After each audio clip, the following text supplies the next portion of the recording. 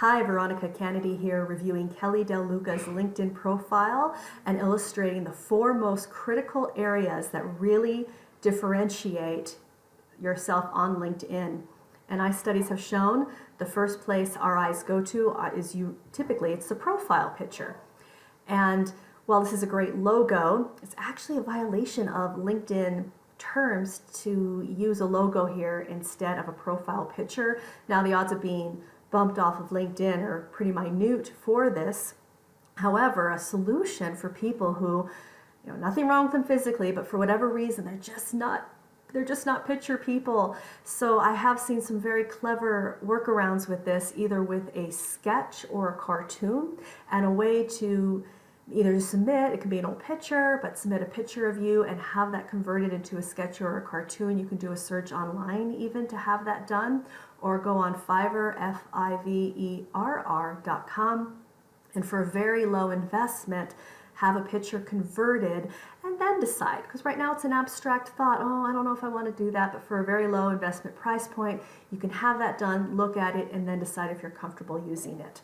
And see the response, because as humans, a face just really triggers trust and engagement, and people don't really buy a service. Truly, we buy from people we know, like, and trust. They're buying you, they're buying your brand, especially when you are the owner of a company. You are the face behind your business, and you are the reason people engage with your company, because they like your service, they like you.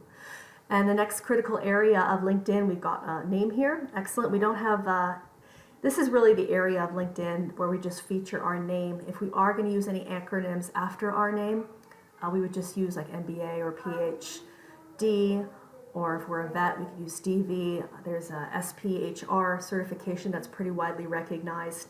Generally, anything beyond that, smaller certifications aren't recognized. They don't really belong on here.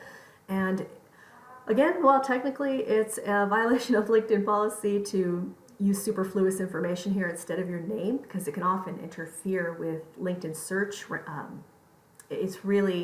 is a very powerful search engine, and you want to make it as easy as possible for people to find and engage with you. So just be cognizant if you're using anything here other than your name. The next critical area, and yours is really your power real estate. This is where people learn what you do, but more importantly, what differentiates you. And all too often, people in the field, they'll just put accountant, or in this case, print and mail. We actually have it reiterated here, Impressions Print and Mail LLC, and we have print and mail specialist.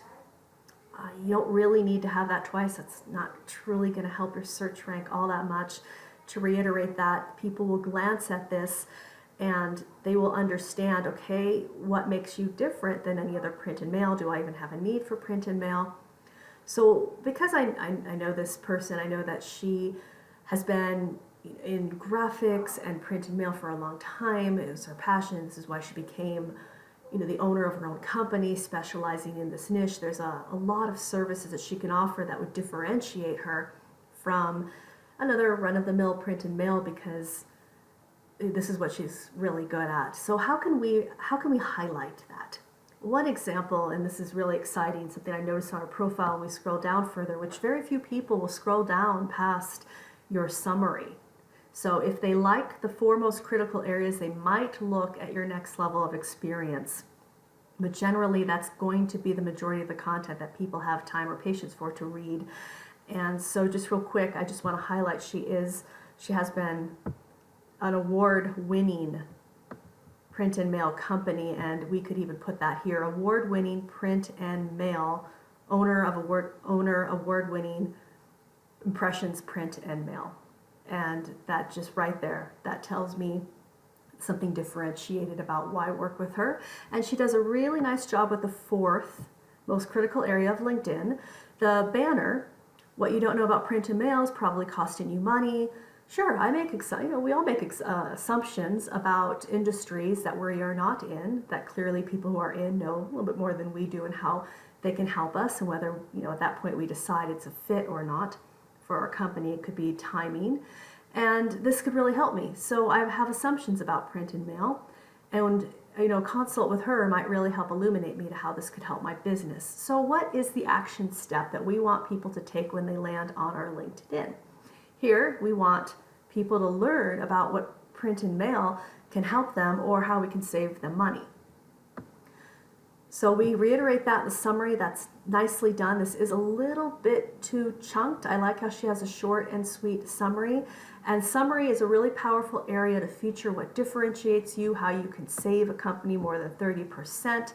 We don't want to use this to reiterate our resume. That is what experience is for. She does a beautiful job of this. You'll notice the content is spaced out. It's not all chunked together. She highlights the 4 areas of expertise, the organization she's involved, that she's won an honor or award. And what's again really powerful about this LinkedIn profile is you see a good amount of recommendations. Anybody can take a recommendation and slap it on their website because you control the content on your website. But when it's on your LinkedIn, it's really credible. The only way a recommendation gets on LinkedIn is if that other person posts it there. So you know that it's a real recommendation.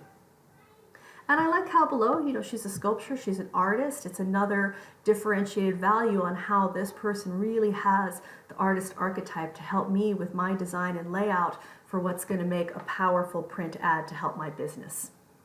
So as we go down, she further customizes and creates opportunities for her visitor to relate to her, to engage with her. Maybe I have volunteered at this Humane Society before, or I have been involved with BNI in the past and we know some of the same people.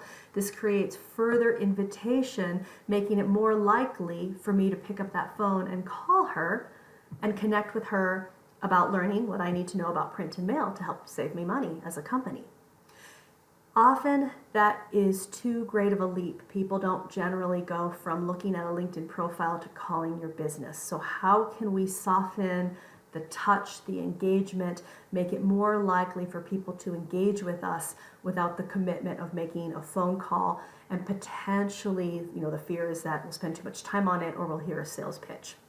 So a way to further personalize and engage can be an opt-in offer. It can be a video where she explains how her service can save my business 30%, or case studies of how she's done that, the reason why she got involved in running her own print and mail company, and what makes Impressions Print and Mail, what differentiates her or her service and value and results from other print and mail companies out there. So here are some opportunities here to just make some very subtle changes that can really make a difference on the level of engagement when people land on your LinkedIn profile. This is Veronica Kennedy, and you can connect with me at Veronica@CANNADY consulting.com. Thank you.